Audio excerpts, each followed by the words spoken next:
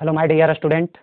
आज आप लोग को मैं बर्मूल और वर्ग और बर्मूल का दूसरा लेक्चर में लेके आया हूँ, दूसरा वीडियो में लेके आया हूँ। इसके पहले मैं आप लोग को वर्ग का परिभाषा क्या होता है, बर्मूल की परिभाषा क्या होता है, डेफिनेशन क्या होता है, उसके बारे में डिस्कस किया। और आप लोग जानते हैं कि मेरा नाम अभिनव कुमार है और आप साइंस एंड मैथमेटिकल सोसाइटी के चैनल पे आप जुड़े हुए हैं। चलिए, तो आज बहुत ही उसी रिलेटेड जो कि मैं कल या प्रीवियस क्लास जो मैं लिया हूँ, उसमें मैं आप लोग को थोड़ा ये वर्ग वर्ग के बारे में डेफिनेशन, जो कि शुरू का जो चैप्टर स्टार्ट करने से पहले जो शुरू का समरी होता है, तो उसके बारे में आप लोग से डिस्कस किया था और एक टेबल के बारे में आप लोग को बताया था। चलिए, तो आज मैं कुछ उसके जो बनाने का नियम है और किस-किस विधि द्वारा बनाते हैं, तो प्रोसेस क्या-क्या होती है बनाने का, तो उसके बारे में आप लोग से ज़िक्र करूँगा और बताने का काम करूँगा। और आप लोग से मेरी बस यही एक विनती रहती है, आग्रह रहती है कि प्लीज़ मेरे वीडियो को आप लोग ज़्यादा से ज़्यादा लोगों तक शेयर करें, जिससे कि हम जो क्लास लेते हैं, जो वीडियो मैं देता हूँ, वो कहीं न कहीं आप लोग को बेनिफिट मिले। तो चलिए, आप लोग ज़रूर मुझे सपोर्ट कीजिए, आप लोग की ज़रूरत है, सपोर्ट कीजिएगा तब मैं और अच्छे से आप लोग के बीच आऊँगा और अच्छे-अच्छे टॉपिक लेके आऊँगा। चलिए, तो आज जो कि पार्ट 2 है और वर्ग और वर्गमूल का, उसके बारे में आप लोग से डिस्कस करूँगा, बताने का काम करूँगा कि कैसे वर्ग और वर्गमूल बनाया जाता है। तो इसके परिभाषा के बारे में मैंने, डेफिनेशन के बारे में मैंने आप लोग से डिस्कस किया था और बताया था भी। तो अगर कोई नए मेरे चैनल पे जुड़ रहे हैं, तो अगर मेरे पार्ट फर्स्ट नहीं देखे हैं, तो डिस्क्रिप्शन बॉक्स में डाला हुआ रहेगा लिंक, आप उस पे जाके ज़रूर देखिएगा कि जो मैं आज क्लास लूँ, उससे पहले आप फर्स्ट क्लास देख लीजिए, जिससे कि आपको बेनिफिट मिल सके और समझ में आ सके। चलिए, तो आज मैं बात कर रहा था कि वर्ग और वर्गमूल निकालने के तरीके कितने होते हैं, किस-किस विधि द्वारा निकाला जाता है, तो उस विधि के बारे में आप लोग से चर्चा करूँगा और बताने का काम करूँगा। तो आप लोग भी कहीं न कहीं, हो सकता है आप लोग को भी पता होगा कि हम लोग वर्ग और वर्गमूल बनाने के लिए 2 विधि का यूज़ करते हैं। पहला एक गुणनखंड विधि और एक दूसरा भाग विधि। यही 2 विधि से हम यहाँ पर वर्गमूल निकालने का काम करते हैं। तो आज मैं उसी चीज़ को आप लोग को मैं बताने का काम करूँगा कि किस तरीके से बनाया जाता है, कैसे बनाया जाता है। तो चलिए, यहाँ पर मैं सबसे पहले आपको मैं बता दूँ कि जो वर्गमूल निकालने की है, वर्गमूल 2 विधियाँ होती है, 2 विधियाँ होती है। पहला होती है, ये हो गया पहला गुणनखंड विधि, गुणनखंड विधि। आपको पता चल रहा होगा कि गुणनखंड विधि क्या होती है, जो कि हम मल्टीपल के रूप में यूज़ करके मैं बनाने का जो काम करता हूँ, तो उसी को मैं यहाँ पे गुणनखंड विधि कहते हैं। और ये एक गुणनखंड जो है चैप्टर, इसको इंग्लिश में हम फैक्टर बोलते हैं, तो एज ए अलजेब्रा का भी पार्ट है गुणनखंड विधि। तो उस चीज़ को यहाँ पर जो वर्गमूल निकालने का काम कर रहे हैं, वो 2 विधि से मैं करता हूँ और बनाने का काम करता हूँ वर्गमूल निकालने का। तो पहला मेरा हो गया गुणनखंड विधि और दूसरा मेरा हो गया भाग विधि। भाग विधि।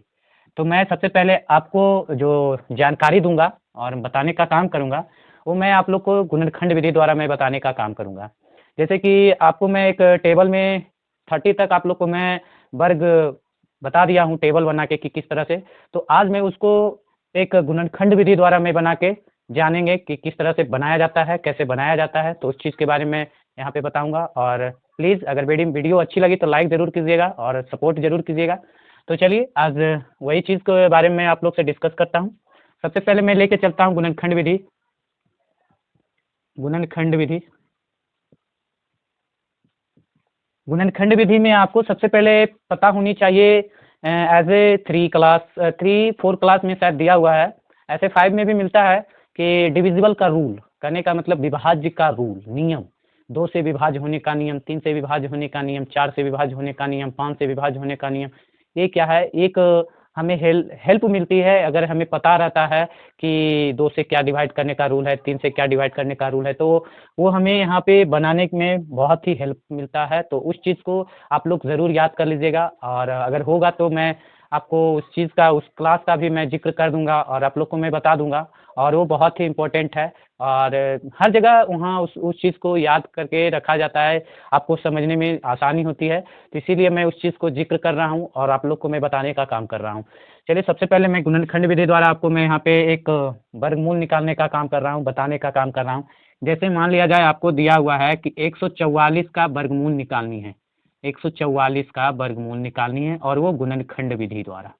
किस विधि द्वारा? तो गुणनखंड विधि द्वारा। तो सबसे पहले आपको पता होगा, आप एलसीएम के बारे में जानते होंगे।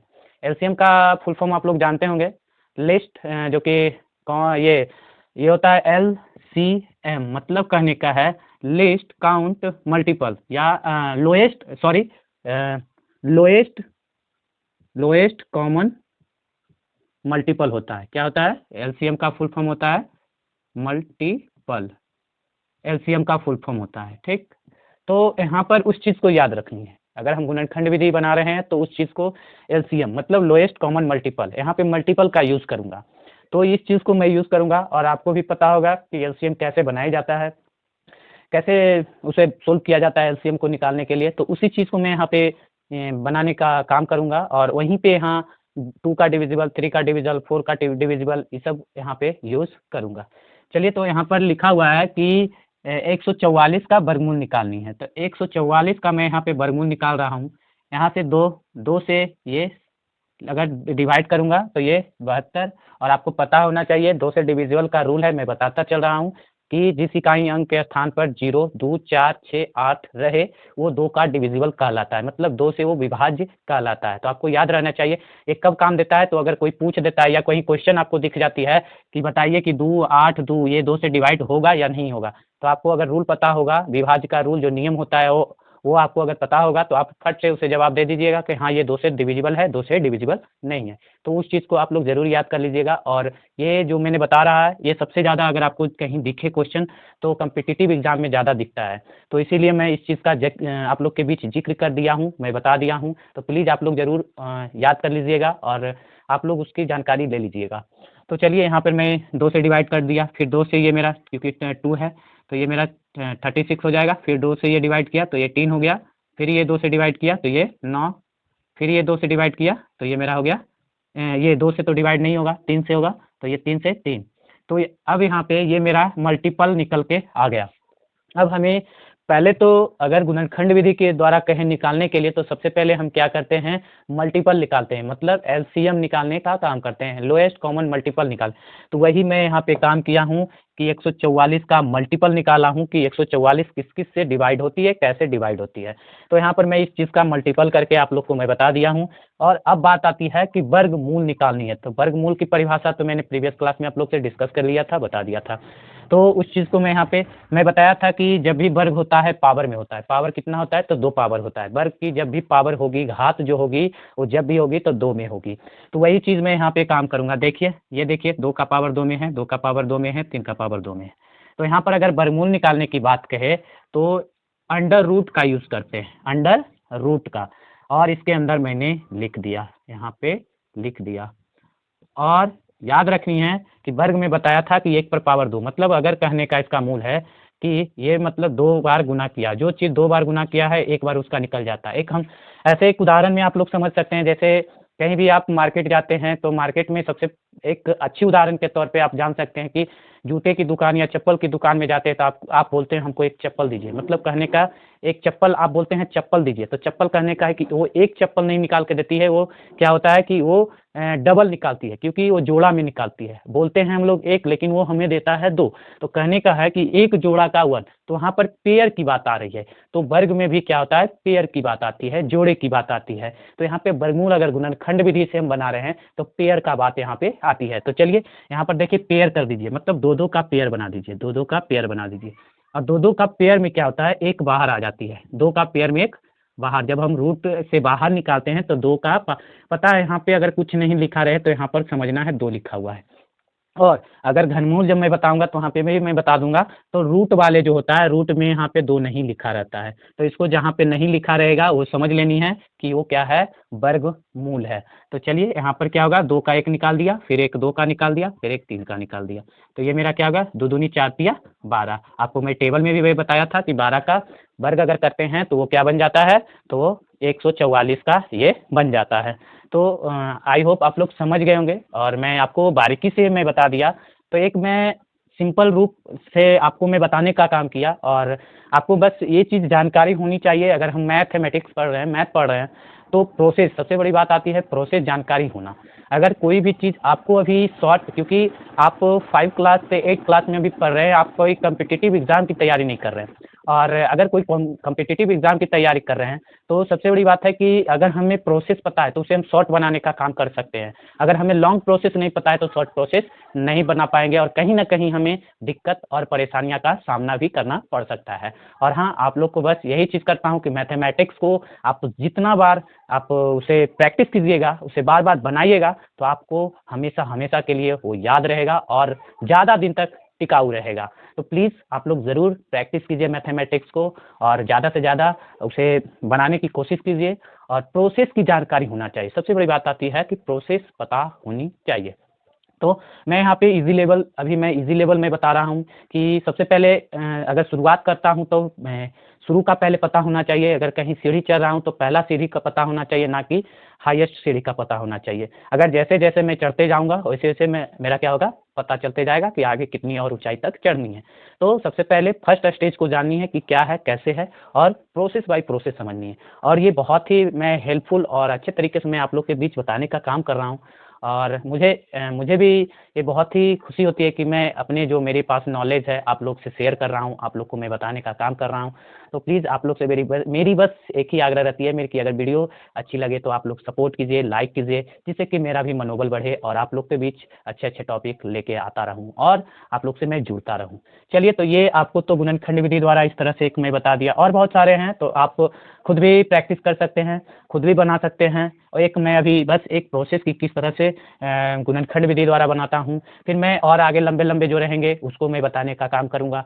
तो सबसे ज़्यादा अगर कहा जाए कि लोगों को भाग विधि द्वारा ज़्यादा ईज़ी लगता है बनाने में, लोग ज़्यादा प्रेफ़र करते हैं भाग विधि द्वारा, और गुणनखंड विधि द्वारा मैं इसको किस लिए नहीं प्रेफ़र करते हैं लोग, क्योंकि जो मैं डिविजिबल का रूल मैंने बोला कि आपको याद रखनी है, वो सबसे ज़्यादा मैटर करता है कि मल्टीपल कहाँ क्या करूँ, किससे मैं भाग दूँ, किससे क्या करूँ। और भाग विधि में क्या होता है कि बस हमें स्क्वायर पता होनी चाहिए, तो मैं उसके बारे में भी आप लोग से मैं डिस्कस करूँगा, और उसके बारे में अभी जस्ट मैं आप लोग को बताऊँगा। तो चलिए, ये तो गुणनखंड विधि द्वारा आपको समझ में आ गया होगा, और आप प्रोसेस को आप यहाँ पे शॉर्ट स्क्रीन ले सकते हैं और रख सकते हैं, और घर पर खुद इसे प्रैक्टिस कीजिए, ज़्यादा से ज़्यादा प्रैक्टिस कीजिए। और अगर प्रोसेस पता है तो आप कितनों अंक का दे दिया हमें वर्गमूल निकालने के लिए, तो हम गुणनखंड विधि द्वारा हम उसे कैलकुलेट कर सकते हैं, बना सकते हैं। चलिए, अब मैं ले चलता हूँ भाग विधि द्वारा। भाग विधि द्वारा किस तरह से बनाया जाता है, कैसे बनाया जाता है। अभी मैं गुणनखंड विधि द्वारा आप लोग को मैं बता दिया कि किस तरह से कैसे बनाया जाता है। तो मैं यहाँ पे भाग विधि द्वारा मैं डिस्कस कर रहा हूँ कि भाग विधि द्वारा कैसे मैं बनाऊँगा। भाग विधि द्वारा बस मैं वही लेके मैं चल रहा हूँ, जो गुणनखंड में मैं बताया, तो उसी का चीज़ मैं लेके यहाँ पे वही उदाहरण में लेके चल रहा हूँ। जैसा कि यहाँ पे दिया हुआ है, और इसको कह रहा है वर्गमूल निकालने के लिए। क्या कह रहा है? वर्गमूल निकालने के लिए। और वो किस विधि से? तो भाग विधि द्वारा। तो आपको पता होनी चाहिए भाग का रूल क्या है। तो आपको पता होनी चाहिए कि या तो जैसे ये भाग का विधि है, इस तरह से हम लिखते हैं, और यहाँ पर 144 लिख लिया। तो सबसे पहली बात हमें यहाँ पे क्या, किस-किस चीज़ की बात को हमें याद रखनी है और किस चीज़ को हमें नहीं याद रखनी है। चलिए, सबसे पहले आपको याद रखनी है कि पहले अगर इस तरह का दिखे तो आपको सबसे पहले पेयर बनाना। क्या? फर्स्ट प्रोसेस में आपको क्या है, पेयर बनाना, मतलब जोड़ा बनाना, जोड़ा बनाना। और किस तरफ से? तो दाएँ तरफ से। किस तरफ से? किस तरफ से? तो कह सकते हैं किस तरफ से? तो दाएँ तरफ से, दाएँ तरफ तरफ से जोड़ा लगाना है, ठीक? या जोड़ा बनाना है। ये हो गया, ये फर्स्ट प्रोसेस। अगर इस तरह का कहे वर्गमूल निकालने के लिए, तो सबसे पहले आपको याद रखनी है कि क्या करना है, तो जोड़ा बनाना है। और किस तरफ से जोड़ा बनाना है? तो दाएँ तरफ से, ना कि बाएँ तरफ से। ये बहुत ही इम्पोर्टेंट है। कितने लोगों को पता नहीं चलता है, बायाँ तरफ से देता है जोड़ा बना, तो नहीं, ये जब भी बनेगा तो दायाँ तरफ से, जिसको हम राइट हैंड कहते हैं। क्या कहते हैं? Right hand. चलिए, दूसरा जो मेरी प्रोसेस है, वो हमें पता होनी चाहिए, जो मैंने टेबल बताया, 1 का स्क्वायर, 2 का स्क्वायर, 3 का स्क्वायर, 4 का स्क्वायर, 5 का स्क्वायर, ये पता होनी चाहिए। ये एकदम कह सकते हैं कंपल्सरी। इसे अगर आप भाग विधि द्वारा बनाते हैं, तो कम से कम 30 तक आपको स्क्वायर पता होनी चाहिए। तब हम इसे भाग विधि द्वारा और गुणनखंड विधि द्वारा भी कैलकुलेट कर सकते हैं। चलिए, तो मैं भाग विधि द्वारा कर रहा हूँ, तो मैं उस चीज़ को बात कर रहा हूँ तो उस चीज़ पे चलता हूँ और उस चीज़ को मैं बताने का काम कर रहा हूँ। चलिए, तो सबसे पहले जो मैंने बोला वो काम कर रहा हूँ। चलिए, ये मैंने जोड़ा लगा लिया और एक ये मेरा सिंगल बच गया। जब भी लगेगा तो जोड़ा 2 का, इसी को मैं बोलता हूँ जोड़ा लगाना। सबसे पहला जो मेरा काम था वो मैंने कर दिया। अब क्या है कि ये पता होनी चाहिए। अब यहाँ पे एक सिंगल बच गया। अब बताइए कि 1 का स्क्वायर जब भी करनी है, यहाँ पर 1 का स्क्वायर करनी है। 1 का स्क्वायर मतलब 1 गुना 1, 2 गुना 2, 3 गुना 3, 4 गुना 4, इस तरह से यहाँ पे जब भी करनी है तो डबल मतलब कि पावर 2 कर देना। तो 1 गुना 1 करते हैं, यहाँ पर 1 है। और भाग विधि का पता होना चाहिए कि भाग विधि जब हम बनाते थे तो या तो जो संख्या दिया रहता था उसके बराबर में या उससे छोटा, उसके बराबर में या उससे एक कम लगाते हैं। भाग विधि द्वारा जब हम भाग बनाते थे, सिंपल भाग जो, उसमें क्या करते थे, या तो जो मेरा संख्या दिया हुआ है उसके बराबर में लगाते थे या उससे एक कम लगाते थे, उससे एक कम। सेम कंडीशन यहाँ पर भी मैं काम करूंगा। जैसे अब यहाँ पर 1 है तो 1 गुना 1, ये तो मेरा आ रहा है कि ये गुना 1 करूंगा तो 1 आ जा रहा है, तो ये इसके बराबर में आ रहा है। तो यहाँ पर मैंने 1 लिखा और यहाँ पर मैंने 1 लिखा, तो यहाँ पर क्या हो गया 1, और ये यहाँ पर जो 1 मेरा है यहाँ पे 1 जोड़ देना है। जब भी मैं चलूंगा तो इसका डबल आनी चाहिए इधर। इधर जो मैं लिखूंगा इसका डबल, जब मैं इधर लिखूंगा इसका डबल आनी चाहिए। ये बहुत ही, अगर आप वर्गमूल बना रहे हैं तो भाग विधि द्वारा, तो आपको ये तीसरा आप कंडीशन भी याद रख सकते हैं कि जो भागफल जो हम याद करते हैं इसका डबल जो नीचे वाला ये आते रहना चाहिए। चलिए, तो 1 का डबल आ गया मेरा, ये तो घट गया, जिसे हम घटाने का काम करते हैं, तो ये मेरा कैंसिल हो गया। और हाँ, भाग विधि द्वारा जो भाग हम बनाते थे सिंपल, उसमें क्या करते थे, एक एक अंक को नीचे उतारते थे, लेकिन नहीं, यहाँ पर मैंने क्या काम किया, जोड़ा बनाने का काम किया। तो कहने का है ये दो जो ये जोड़ा है दोनों एक साथ नीचे उतरेगा, नीचे उतरेगा। अब क्या है कि अब इसको किस तरह से मैं गुना करूं कि ये 44 बन जाए। तो आपको पता है 2 तो आगे लगा ही रहेगा क्योंकि 2 लिखा हुआ है। उसके बाद फिर 1 गुना 1, फिर 2 गुना 2, फिर 3 गुना 3, फिर 4 गुना 4, इस तरह से करूंगा तो ये तो 1 आ जाएगा, ये 4 आ जाएगा, मतलब 21 गुने 1 करेंगे 21 ही आएगा। ये 22 इंटू 2 करेंगे 44। तो यहाँ पर देख लीजिए ये क्या आ रहा है 24, मतलब 44 है। तो यहाँ पे क्या लगाऊंगा, तो 2 बरते में यहाँ भी 2 लिखा, ये मेरा क्या हो गया 44, और ये 2 मैंने जो लिखा वहाँ पे जोड़ दिया। ये हो गया मेरा क्या, कैंसिल। देखिए इसका डबल यहाँ आ रहा है, ये क्या हुआ, अभी जस्ट मैंने क्या किया, गुणनखंड विधि से भी मैंने जाना कि 144 का जो वर्ग होता है वो 12 होता है, मतलब 144 का जो वर्गमूल होता है 12 होता है। तो एक गुणनखंड विधि द्वारा मैंने बता दिया, एक भाग विधि द्वारा मैंने बता दिया। तो आई होप आप लोग समझ गए होंगे, और मेरी वीडियो अगर अच्छी लगी तो आप लोग लाइक कीजिएगा। और आज जो मैंने 2 प्रोसेस बता दिया, आप लोग जरूर घर पर बैठ के आप इसका प्रैक्टिस कर सकते हैं। और मैं थोड़ा सा मैं आपको जो मेरी नेक्स्ट वीडियो आएगी उसमें हार्ड लेवल प्रोसेस का मैं बताऊंगा कि अगर हार्ड ये तो मैंने 1 2 मतलब कि 2 अंक का मैंने अभी बताया, 3 अंक का रहेगा तो उसको किस तरह से करूंगा, 4 अंक का रहेगा तो उसको किस तरह से करूंगा। तो उसके बारे में अगली जो मेरी वीडियो आएगी उसमें मैं आप लोग से डिस्कस करूंगा। और हाँ, अगर कोई 10th का भी अगर क्लास करना चाहते हैं तो उसके लिए भी मेरा दिया हुआ है, और क्लास भी लाइव मतलब कि क्लास भी चल रही है। और जो कि अभी मैं फिजिक्स मैथ पढ़ा रहा हूँ, मैथ में ट्रिग्नोमेट्री पढ़ा रहा हूँ, और फिजिक्स में अभी मैं प्रकाश का परावर्तन कंप्लीट कर दिया हूँ, और उसका मैं न्यूमेरिकल भी मैं आप लोग को शेयर भी किया हूँ। तो चलिए, और जो भी है अगर 5 से 8 क्लास अगर पढ़ने वाले हैं वर्गमूल, और तो मैं अभी तो लाइव ले ही रहा हूँ, आप लोग को मैं वीडियो से अवगत करा ही रहा हूँ। और आप लोग से बस मेरी यही रहती है कि आप लोग मेरी वीडियो को ज़्यादा से ज़्यादा लोगों तक पहुँचाइए, जिससे कि ज़्यादा लोग बेनिफिट हो और ज़्यादा लोग की जानकारी हो। चलिए, तब तक मेरे चैनल पर आप लोग बने रहिएगा और ढेर सारा प्यार देते रहिएगा। फिर मिलते हैं, धन्यवाद।